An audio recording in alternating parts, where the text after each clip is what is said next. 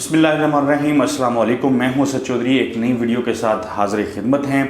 आज की वीडियो में हम बात करेंगे एक दफ़ा फिर से सहाफ़ियों से मुतल्लिक, ख़ास तौर पे जो डिप्टी स्पीकर कौमी असम्बली कासिम सूरी हैं उनकी रूलिंग से मुतल्लिक, उसको मुस्तरद करने के हवाले से जो बहुत ज़्यादा बातचीत हो रही है। सुप्रीम कोर्ट में भी आज खुद नोटिस केस की समाअत जारी है। इस पे मुख्तलिफ सहाफ़ी क्या कह रहे हैं, क्या तज्ज़िये, तबसरे और ख़बरें उनकी जानिब से दी जा रही हैं, उस पे हम बात करेंगे। सबसे पहले अपनी वीडियो में मैं आपको बता देता हूं कि एक सहाफ़ियों का गिरोह है जो ऑब्वियसली कुछ लोग बहुत ज़्यादा पीटीआई के हक में भी बात कर रहे होते हैं, कुछ लोग बहुत ज़्यादा जो है वो जिसको कहते हैं न्यूट्रल होकर भी बात कर रहे होते हैं। लेकिन एक सहाफ़ियों का गिरोह है जिसका मैंने आपको गुज़िश्ता वीडियो में बताया था कि यकम रमज़ान को जब उन्होंने रोज़ा रखा नए पाकिस्तान में, और उन्होंने कहा कि हम पुराने पाकिस्तान में ये रोज़ा इफ्तार करेंगे, लेकिन पुराने पाकिस्तान का जो वो सफ़र था, वो जो जहाज़ था जो पुराने पाकिस्तान में लैंड होना था, वो लैंड नहीं हुआ, तो उन्होंने अभी तक रोज़े जो हैं वो इफ्तार नहीं किए।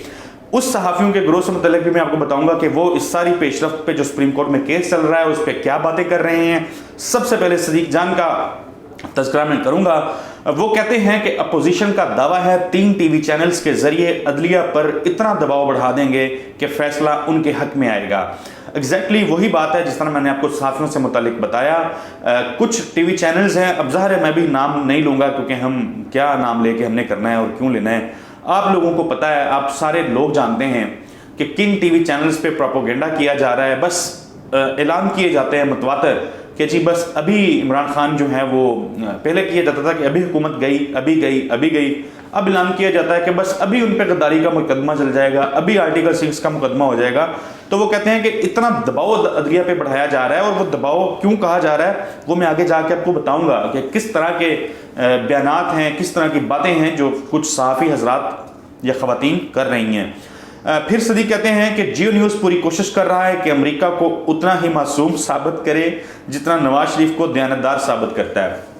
इस सारे सिनेरियो में जब बहुत से सहाफ़ी ये अमेरिका के गुण गाते हुए ये कह रहे हैं कि अमेरिका का तो कोई लेना देना नहीं है, ये तो खान साहब झूठ बोल रहे हैं, फेक न्यूज़ है, ये कुछ हुआ ही नहीं, कुछ बोला नहीं, तो वो अमेरिका को मासूम साबित करने की कोशिश कर रहे हैं। वो कहते हैं कि इस तरह मतलब कर रहे हैं कि जैसे नवाज शरीफ को दयानतदार साबित करने की कोशिश करते हैं। आगे वो कहते हैं कि सुप्रीम कोर्ट की समाअत के हवाले से सोशल मीडिया पर बहुत सी बातें गलत अंदाज में बयान की जा रही हैं। मौलाना फजलुर रहमान के चीफ जस्टिस पाकिस्तान पर इल्ज़ामात बेबुनियाद हैं। आलम दीन होने के दावेदार मौलाना को झूठ नहीं बोलना चाहिए था। अब ये मौलाना फजलुर रहमान जो हैं ये बड़े सीख-फात थे। कल हमने देखा जो कौमी सलामती कमेटी है उसके ऊपर भी इन्होंने उंगलियां उठाई, सुप्रीम कोर्ट में जो समाअत जारी थी उसके ऊपर भी इन्होंने उंगलियां उठाई।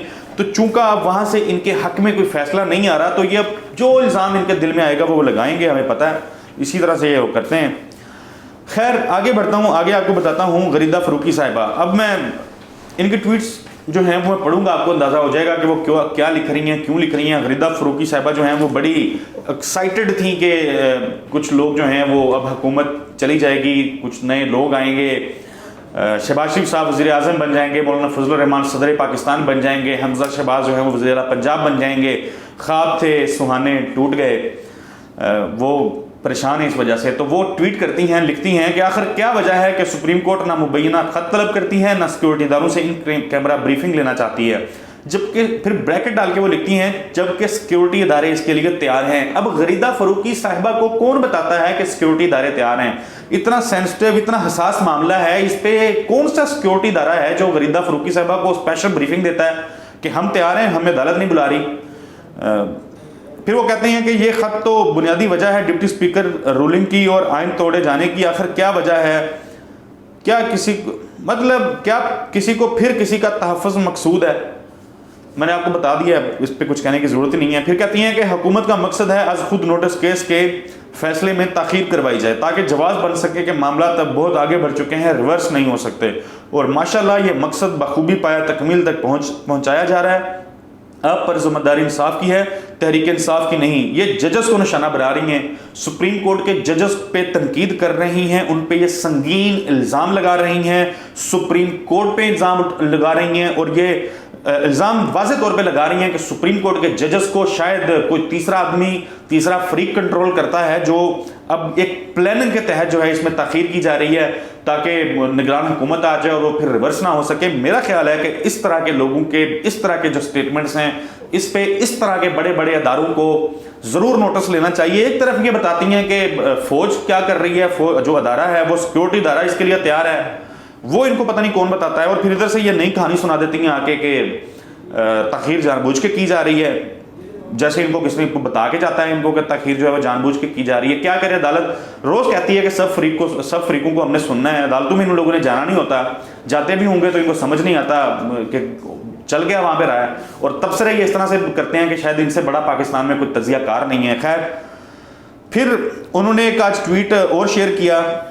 ایک تو وہ انہوں نے چیف جسٹس عمر عطا بندیال جو ہیں ان کا وہ ایک ریمارکس جو سامنے آئے تھے کہ نگران حکومت کا قیام اس کیس کی وجہ سے رکا ہوا ہے, تو وہ کہتی ہیں کہ اس کے بعد کوئی واضح ہو جاتا ہے کہ کوئی شک کسی کو باقی ہے کہ عدالت کیا کرنے جا رہی ہے. پھر ایک انہوں نے ٹویٹ کیا سپریم پکوڑے آج افطاری کے مینیو میں کیا ہے. یہ انہوں نے ٹویٹ اس لیے کیا تھا کیونکہ کل اور پرسوں ہم نے دیکھا کہ رمضان المبارک روزہ مبارک کی وجہ سے ججز جو ہیں وہ سماعت جو ہے وہ ملتوی کر دیتے ہیں, اگلے روز پہ شفٹ کر دیتے ہیں. تو اس پہ یہ گروہ جو ہے یہ تنقید کرتا ہے کہ ججز کو یہ پہلے کیس سن لینا چاہیے, پھر یہ جائیں روزہ جو ہے وہ عدالت میں افطار کر لیں, بڑا اہم معاملہ ہے. خیر, ان کی رائے ہے, چلیں ان کی رائے کا بھی ہم احترام کر لیتے ہیں. حامد میر صاحب وہ کہتے ہیں کہ پیارے ہم وطنوں, آج ایک شخص سامراج دشمنی کا لمبردار بنا ہوا ہے, قوم کو غلامی سے نجات کے فائدے سمجھا رہا ہے. اس سے پوچھیں کہ جناب آپ نے سعودی عرب کے دباؤ پر ملائیشیا کا دورہ کیوں منسوخ کیا, فرانس کے سفیر کو نکالنے کے مطالبے پہ, یورپی یونین کی اہمیت پہ جو لیکچر دیا وہ آج کیوں بھلا دیا. حامد میر صاحب, آپ کا ماشاءاللہ 30 35 40 سال کا تجربہ ہوگا, وارث میر صاحب کے آپ بیٹے ہیں, ان دونوں معاملات کو آپ کیسے کس معاملے کے ساتھ ملانے کی کوشش کر رہے ہیں. 9ویں 10ویں کلاس کا بچہ ہی انڈرسٹینڈ کر لیتا ہے, لیکن آپ عمران خان کے بغض میں, عمران خان کے حسد میں اتنے پاگل ہو چکے ہیں, ان کے حسد کی آگ میں اس قدر جلتے ہیں کہ آپ کہیں اور کہیں سے کلابیں ملانے کی کوششیں کرتے رہتے ہیں. سارا دن آپ کھچے مارتے ہیں ٹویٹر کے اوپر, ٹی وی چینل کے اوپر بیٹھ کے, ساری خبریں آپ کی باؤنس ہوتی ہیں. پارلیمنٹ کے اوپر حملے کی آپ نے خبر دی تھی کہ پی ٹی اے نے پلاننگ کی ہوئی ہے حملہ کرنے کی, پتہ نہیں کیا کیا آپ خبریں دیتے ہیں, ساری جھوٹ نکلتی ہیں. صدیق جان اور کچھ اور مختلف صحافی ہیں وہ آپ کے ایک ایک خبر کا پوسٹ مارٹم کر چکے ہیں. آپ کو تو ٹی وی کے کیمرے کے سامنے بیٹھنا نہیں چاہیے اور آپ آ کے اس طرح کی شیطانیاں جو ہیں وہ پھیلاتے ہیں. یہ جو معاملہ ہے نا یہ جو امریکہ کی جانب سے معاملہ سارا اٹھایا گیا, اس کو سعودی عرب اور ملائیشیا کی چیزوں سے نہ ملائیں. سعودی عرب جو ہے وہ پاکستان کی حکومت نہیں گرا رہا تھا احمد میر صاحب, پاکستان کی حکومت گرانے کی کوشش نہیں کر رہا تھا. امریکہ پاکستان کی حکومت گرا رہا ہے, پاکستان کی منتخب حکومت گرانے کی کوشش کر رہا ہے. یہ الزام ہے, غلط ہو سکتا ہے الزام, ہم نہیں کہہ رہے کہ الزام بالکل ٹھیک ہے, غلط بھی ہو سکتا ہے. معاملہ یہ ہے, تو آپ اپنے بغض میں اتنا آگے نہ جائیں کہ آپ پاکستان کے مفادات جو ہیں اس کو آپ پسے پش ڈال دیں, اور صرف اپنے آپ کو بہت بڑا وفادار نواز شریف کا ثابت کرنے کے لیے اور پیپلز پارٹی کا وفادار ثابت کرنے کے لیے آپ کچھ بھی بولتے رہیں ٹی وی میں بیٹھ کے. لوگ جاہل ہیں, آپ لوگوں کو جاہل سمجھتے ہیں.